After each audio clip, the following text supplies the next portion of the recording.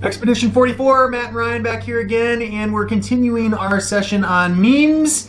And today we thought we would have fun with our Calvinist friends. So today we're dedicating this edition to Calvinist memes. Yeah. So our first one is going to be centered around Christmas. It says, for Christmas, I want a dragon, be realistic. I want Calvinists to understand Romans 9 the way Paul intended. And what color of dragon do you want? Red. It's great. It is.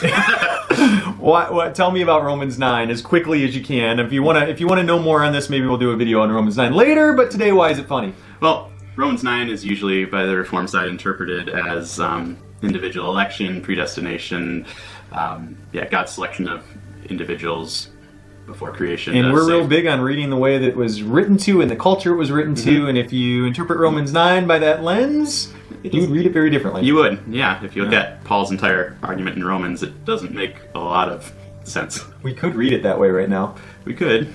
We'll save that for another day. Yeah. So if you look at Romans 9, you got to look at Romans 9 through 11 because that's the entire thought. So he basically starts out Romans 9 basically mourning over why isn't Israel coming to Jesus, and basically it concludes that God's promises haven't failed. And so it's about nations and about the group. Spiritual warfare. Yeah, spiritual warfare. It's not about God picking and choosing individuals.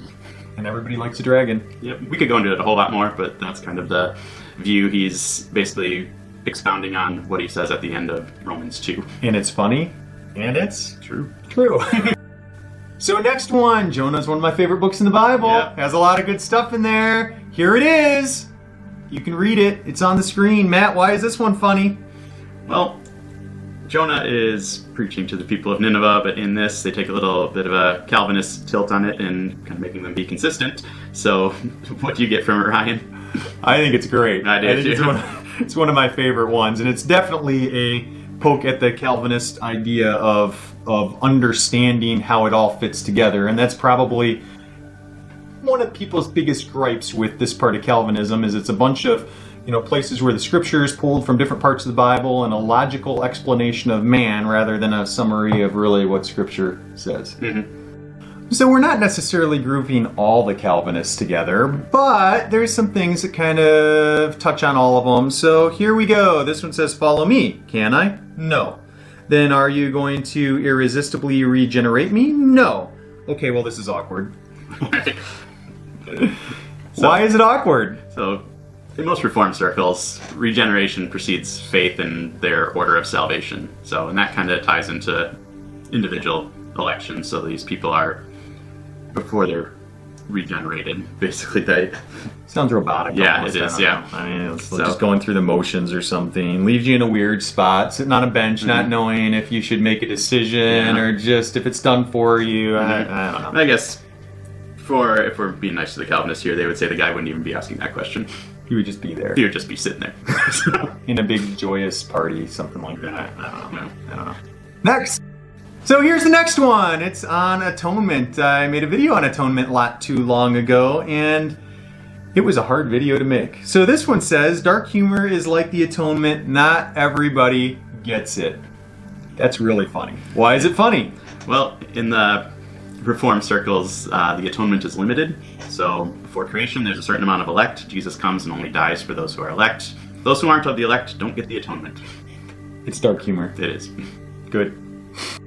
So now, Matt, we're starting to get into some fighting words here, which we don't want to fight. We're just kind of, having fun with this. We're just making comments. But the next one kind of shows this word blurring out. What is this word? Compatibilism.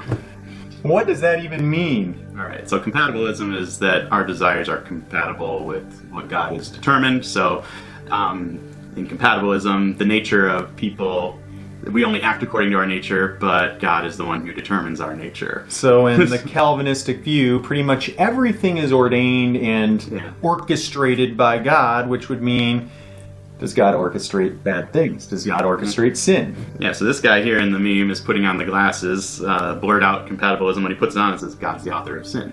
So if God ordains our natures and we only want what our wanters tell us to want, and God determines our wants by giving us that nature, then ultimately, logically, it comes back to God authoring sin.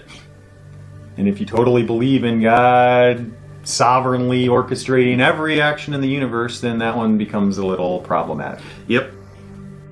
All right, so the next one is really more of a statement, and it says, if I were truly once saved, always saved, the devil would still be in heaven. So it's kind of pointing a finger at a very prevalent theological idea amongst most evangelicals here. Yeah, you have it in Reformed circles with the P of the TULIP acronym, Perseverance of the Saints, and then Which means you can still be a Calvinist and not go here. Yeah.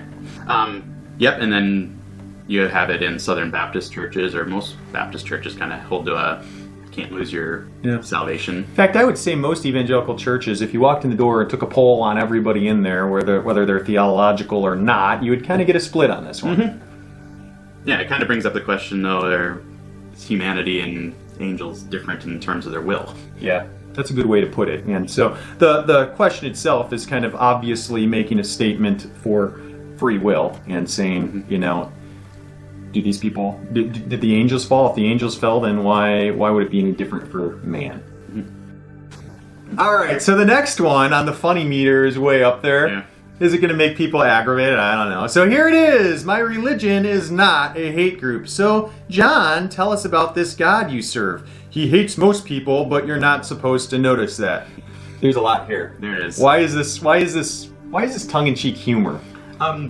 It's because in Reformed theology, or some flavors of Reformed theology. So this is John Calvin. John Calvin, yep, who's kind of, they see as one of the foundational people for that system of beliefs, says that God actively elects people to be saved and actively reprobates people to go to hell.